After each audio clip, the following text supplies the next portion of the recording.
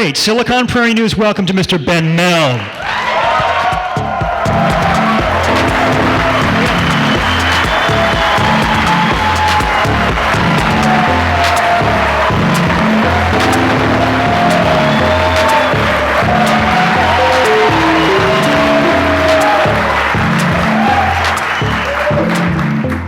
Hey, thank you for having me, guys, and thank you. I've never had a standing ovation before, so that was really interesting.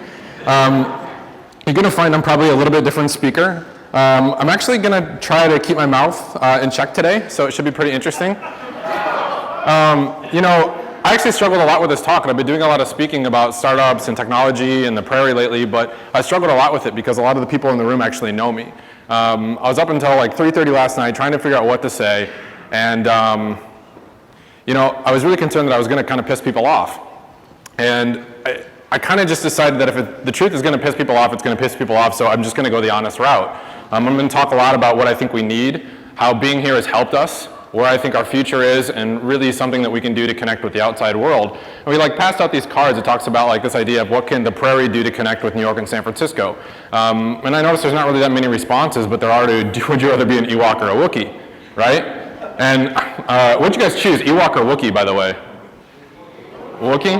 Wookiee? Dude, Wookiee, for sure.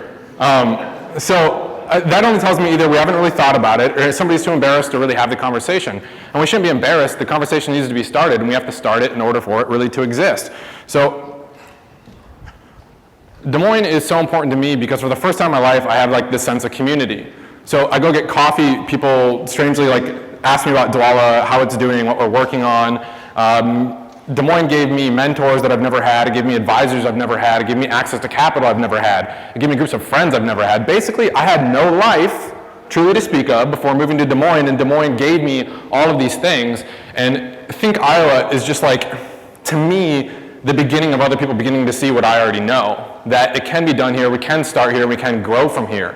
And the opportunity to be involved with this is a big deal for me, and I think that's why I've had such a hard time coming up exactly with what I want to say. So I better hurry up. I've got 100 slides for this, so it's going to get pretty rapid fire in a minute, I think. And one of the things I want you to consider about building your next idea or your next company or current one is like, think fucking huge. Like, just get big. If it's something that you would be really uncomfortable telling your parents about because it's just too big, I mean, don't consider, oh, well, I gotta be more conservative and maybe I shouldn't do that. Like, man, like that thing that goes on the back of your neck that's like a have to, that means you gotta go build it. And that passion that kind of says, I have to go build it is exactly what's gonna get you up in the middle of the night when people are pissed off, when customers are pissed, when, let's just say when everybody's pissed. And you need something to like get you out of bed and drive you forward. And thanks. And I think if anything, I can prove in this example that if I can get this far, and there's a lot further I want to go, then you can too, because honestly, there's not really anything special about me. I'm an uneducated hustler. I'm a college dropout who just knows how to get up in the middle of the night and do shit. Stuff breaks, I don't sleep, I fix it. I don't know what to do, I hire the right people, right? So it's kind of like, I know what I don't know, and I am by far the most uneducated person in our company. So that tells you a lot about how great our company is, or the people that are in the company, that it's just kind of like, because of them, we've grown a lot. And I want to talk about what I didn't do, because a lot of the conferences I've been to, I talk like with or about these guys that like came out of Twitter or Google or Facebook, or part of the like founding team of another company, or came from PayPal, and like that's not me. I just start rambling, I start running my mouth. And then I just want you to understand like what I'm not. So I didn't work at Google. I didn't do a stint at Twitter. I didn't found anything else you've read about on TechCrunch, but I hope maybe you've heard of Dwolla on TechCrunch before. My uncle isn't a fucking VC. Like, I did not have institutional family money to figure this thing out, and I don't have access to that in Iowa. So I've also never been on a private plane.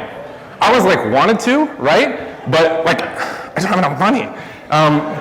I didn't come from banking. Banking is new to me. Banking and getting involved in banking and the movement of money was something that I just found a problem, and getting into it was just something that I had to do to help solve the problem. So I'm not a philosopher, but I like to play one on TV. Like, I like to think like maybe I could be. I don't know. And I see a lot of my really good friends when I'm at conferences and things like that. I have this like weird life going on where the places I go are just sort of working on Dwolla. Again, I really want you to understand, like, I'm a college dropout. I don't read resumes. So if you apply for a job, Charisse reads resumes.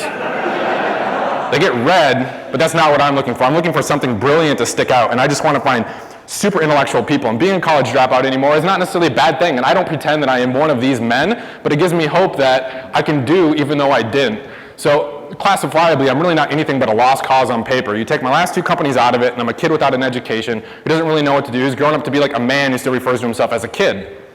Doesn't make any sense, right? And I did graduate from high school with mediocre marks. So I made it through. Did really shitty in math. I loved art class. So I'm a builder. One of the things that I do really heavily is I come up with ideas, and then I get really kind of manic about building them. And certain ones I stick to for a really long time.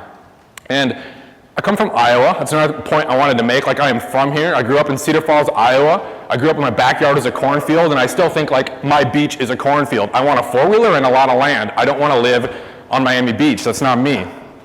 So my dad was a dentist. Just curiosity, like, how many people were afraid of their dentist when you were a little kid? Are you kidding me? Like 3 people? Oh shit, I'll throw 4. All right, let's go here. So one of the things that I had as a theme growing up is I loved to take stuff apart, and I had this wonderful grandmother that just like noticed this. So she used to give me like toys with the idea of just taking apart, like old radios and stuff like that. Don't give it to Ben if it works, basically, right? So I'm telling you this story because I was always really curious about how stuff worked, and I remember one day, like, I had this junk drawer of stuff I took apart, and I was looking at an outlet. The outlet had 2 holes in it. Well, I had 2 nails in the junk drawer, and I know, right? How many of you guys know what like a transformer in a radio looks like copper wire? So I had some copper wire, so I wrapped it around the nails, and believe it or not, but absolutely nothing in my head said, don't do this, don't put it in there. Well, I didn't know what would happen, and I did, and huge fireball came out of the wall. I freaked out, screamed, blah, blah, blah, blah, blah. I was a little kid, totally spazzed, and I learned that day, don't plug shit that doesn't belong into light sockets. So I'm just a really curious guy, and my first company, my first project was really mowing lawns for upper middle class Iowans. So when I was in high school, I mowed yards. The only real job I've ever had was I was an intern at an advertising agency, but mowing lawns paid so much better. So I just did that. So I founded 2 companies. We're not going to talk about the 87 like ideas and projects that didn't work out. And one company was basically speakers. I dropped out of college originally to build a speaker company, and we built it from a $1,200 investment. I got that money by selling instruments that I sucked at playing on eBay. Basically turned the $1,200 into over $1 million in reoccurring revenue without outside funding. I didn't know what venture capital was. I didn't really know what I was doing. I had this idea and this concept of what a perfect life was, and it was 2 foreign cars, pretty girl, white house, a little bit of property. I got it, and I was totally miserable.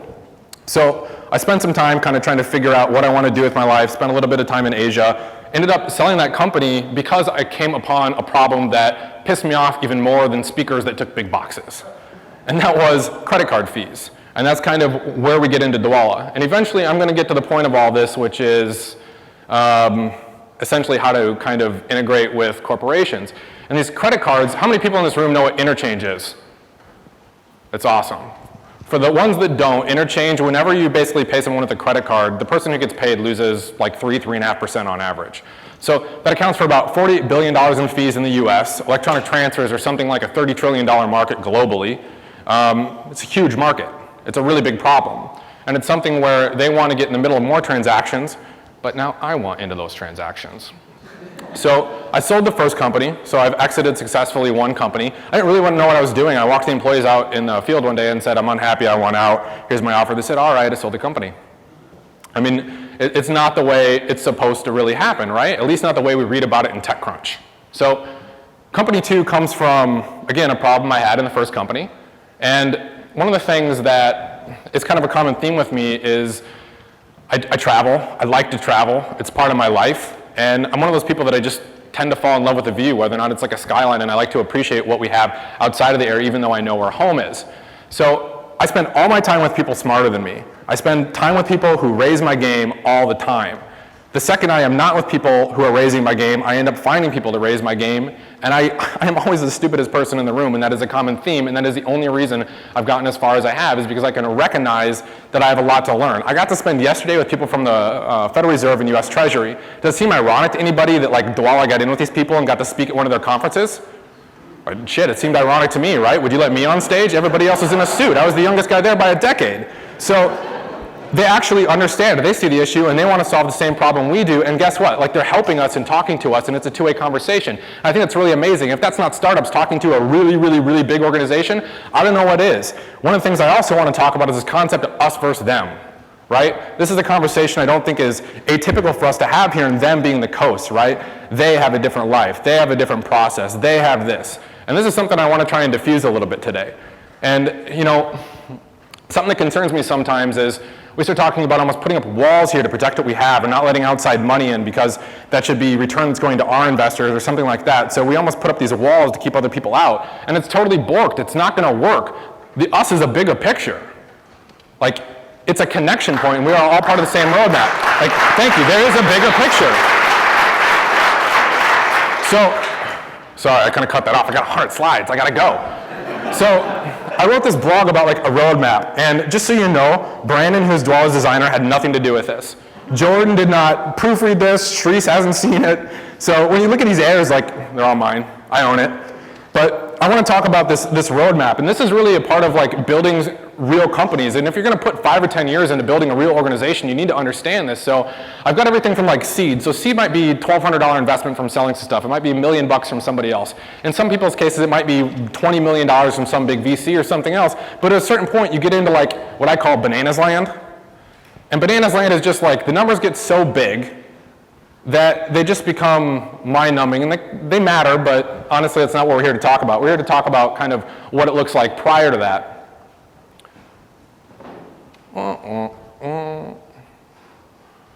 So, like, we have this interesting divide between like seed and Series A here.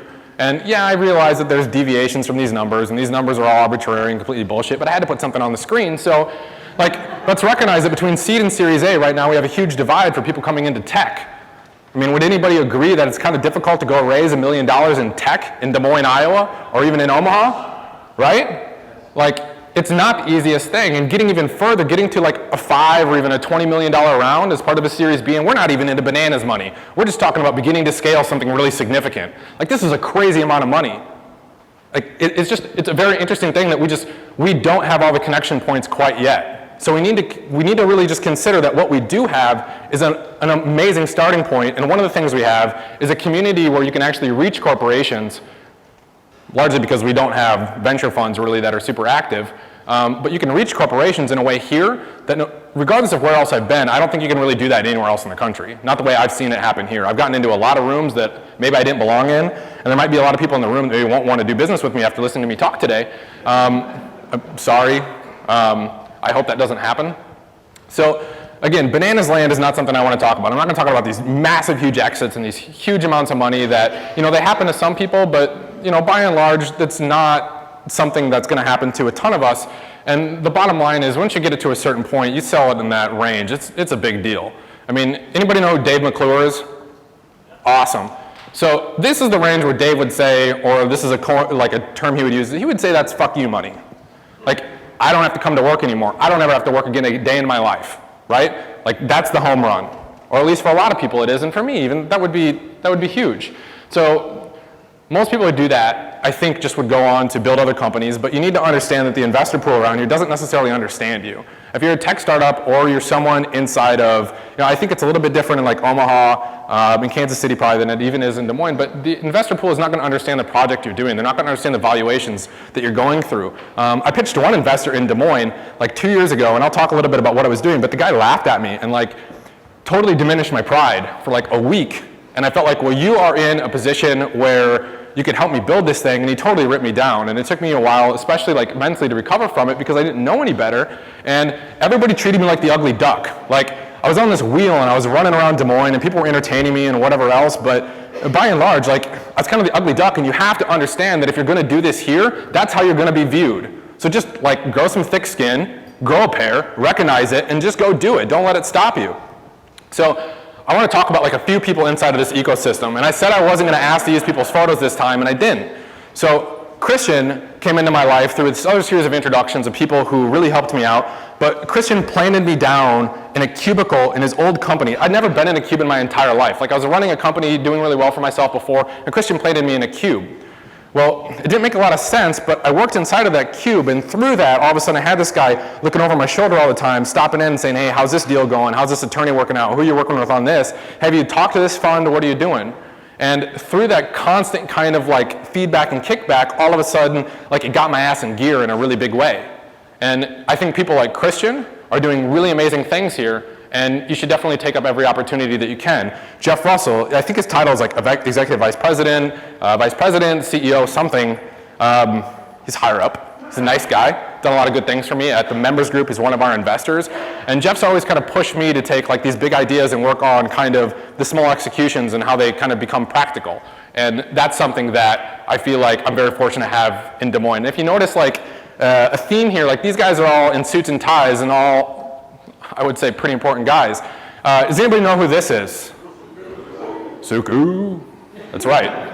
Tsuku Roddy is the CEO of Bankers Trust, and I sat down for coffee one day with Tsuku, and I'm talking about these guys because these are the type of people that are totally accessible in Des Moines if you just go out and you just ask, right?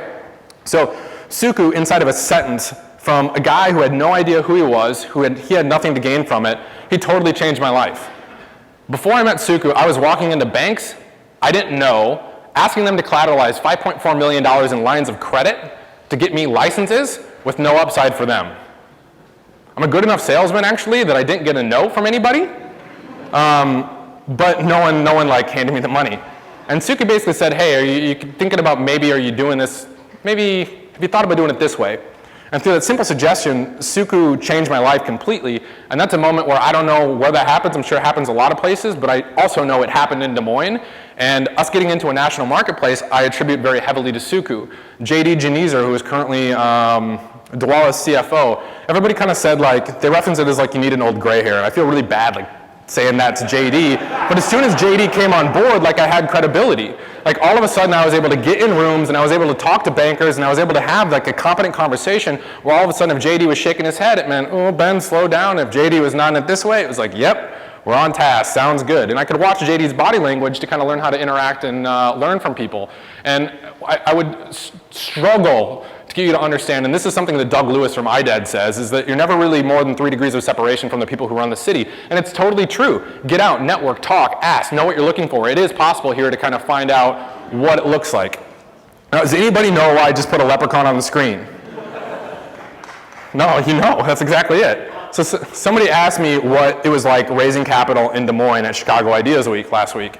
And I get excited, and I got really excited. And I was like, well, I might as well just been a fucking leprechaun raising money in Des Moines. Had a venture capitalist on one side, an economic development guy on the other side, and the guys just did an $80 million round, and they're all just kind of sitting there like, yeah, you can see that. But again, you have to understand that that's how you're going to be viewed here if you're out just raising capital. So look for strategic capital, because here, that's what you're going to find. You're not going to find traditional VC financing. You're going to find, don't freeze on the leprechaun, no. Oh.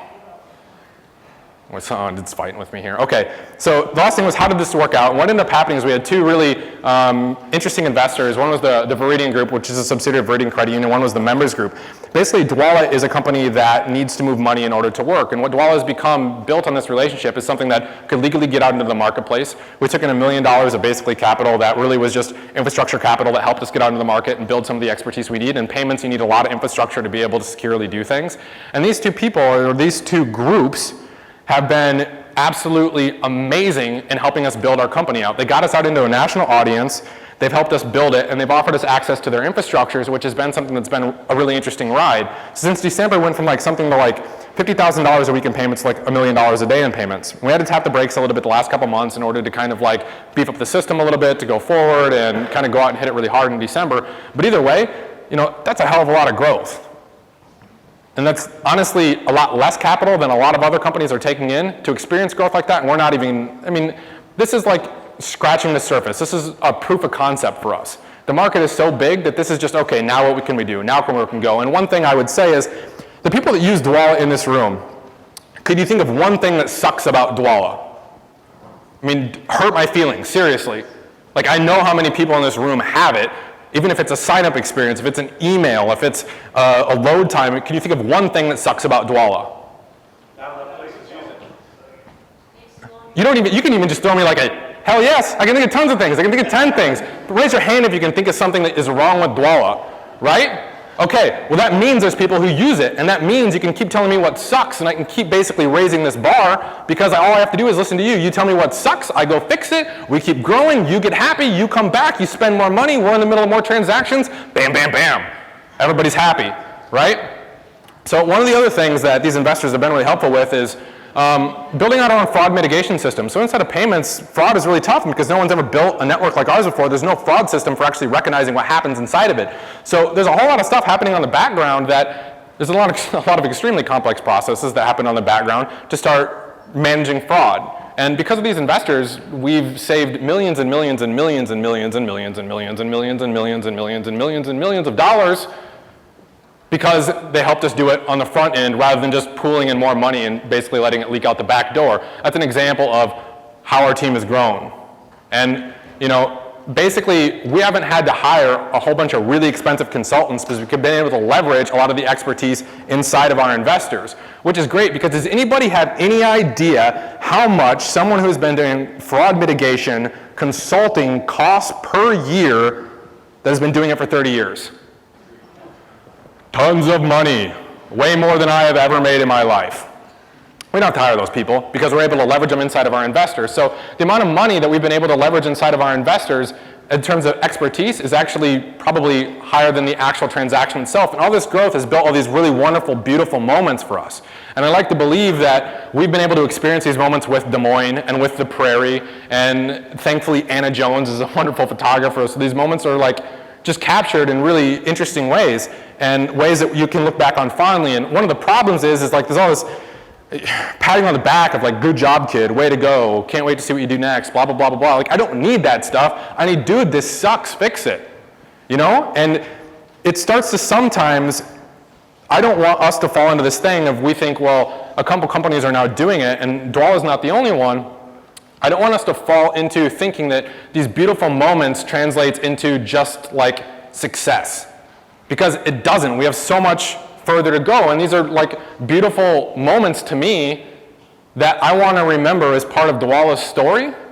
And to me, even when I look at these, like I think of these moments really fondly. Like these are my friends, these are our customers, these are our users, these are people when I see them like holding up our shirts with pride, that means something to me. And like when I see how far Shane and I have come, that means a lot to me. And don't drink the Kool-Aid, right? Do not fall into this concept or into this just troublesome moment of drinking your own Kool-Aid. Don't buy into your own hype. Like you have to consider the further along you get, the more full of shit you have to like treat yourself like you are. You got to keep pushing yourself and not believing the stuff people write about you because quite frankly, you've known yourself longer than they have and you know better. So don't drink your own Kool-Aid. Thanks. This is a picture that I wanted to like point this out, that there's two sides to every story. So on all these other pictures, these things that look really great, Anna was shooting pictures of me one time, and I got a phone call from Jordan. Where's Jordan? Jordan wanted to change the national go live date. And my response was, no fucking way. It's not going to happen. I've been working on this for 2 years. It's not going to happen. No, no, no, no, no, no, no. And that just sort of like looks like a funny thing. And the one thing you don't see there is that was a pink wig. And I was so pissed off. Anna sent me this photo and like, that's what reality looks like. That's not attractive. That's not a beautiful moment. I want you to consider that not everything built comes from outside of Des Moines. Sometimes we have this idea that, well, they're going to succeed or they're more likely to succeed because they're outside of Des Moines and maybe we're less likely to because we're here. That's a mentality that we just got to totally die. And every time you hear someone say like, or even act like an idea is less plausible because it's here, you just got to shut it down. Challenge them to build it. But also consider that good things happen everywhere and we just have to connect with the outside world. How great would Foursquare be if it was only in New York, right? How many people in the room use Foursquare? I use it every day.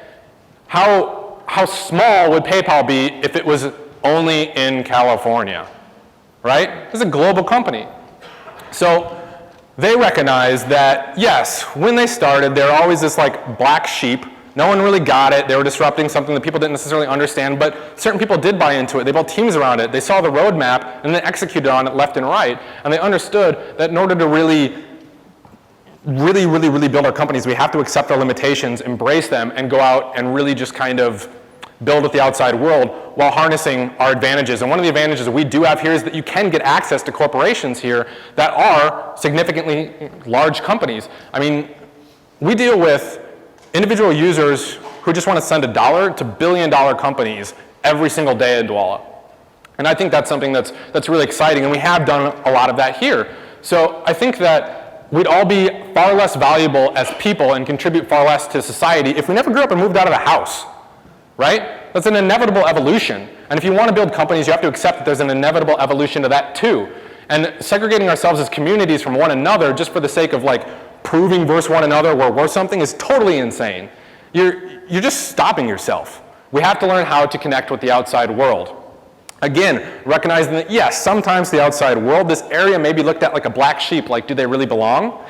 But, I mean, to hell with that. You know you belong. I can tell you that some of the most brilliant people I have ever met are sitting in this room.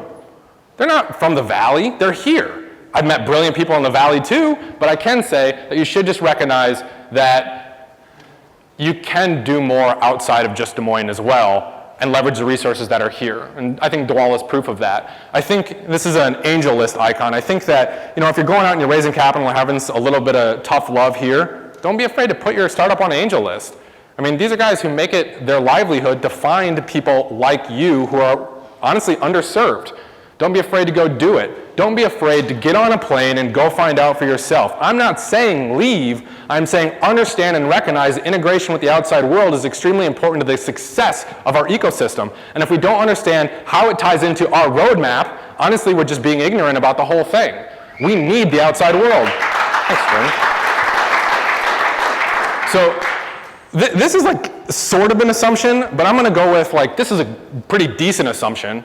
And we just got to understand that in order to like see from the beginning to the end of a company's life cycle, and maybe the end for you is just an exit. Maybe it's an acquisition, I don't know. But consider how you actually get there. Don't just think, well, I'm going to get 40,000 users and I'm going to have a company worth $200 million. I'm going to own 30% of that. Man, I'm rich. Like, just don't do that. It's just not going to work like that. That's not how it works. Building companies, even though you see beautiful images about, moments that are really amazing, takes a shitload of hard work, a lot of time, a lot of late nights, things that other people don't see. And as part of building them, you have to understand that you're going to have to go through it. So Dwolla found value in initial solutions to what the community had, not a big check. We don't have traditional venture capital here, and what we ended up doing was, through the guidance of mentors and advisors, finding solutions inside of our current ecosystem, and that was corporations. I urge you to do the same. You're here, why not? Don't ignore what the community actually has available to you. I mean, just consider it. Or be pissed off that Sequoia's not flying into town to check you out, or Kleiner, or anybody else, and then just waste away and be pissed off because you're not on TechCrunch. And maybe if you're doing that, maybe you shouldn't be building a company. I sure hope I compete with you because I'm going to kick your ass. Community is something that Des Moines, again, has just provided to us has provided a lot of like beautiful memories for Dwolla. And again, I don't know where these things would have happened elsewhere, and maybe they would have, but the fact of the matter is they happened here, and I'm really proud of that. When we throw events, tons of people get together, and it's not about Dwolla, it's about community. And I think that that's something that we have that's extremely strong here. Dwolla is not a big company, but there's like 300 or 400 people at Americana that night. And that was a really great night, I think, for Des Moines, and Dwolla was just really fortunate to be a part of it. And these images, I think, just kind of encapsulate the idea that something good can evoke from a community here. You can build something, you can get further than what some people expect you to.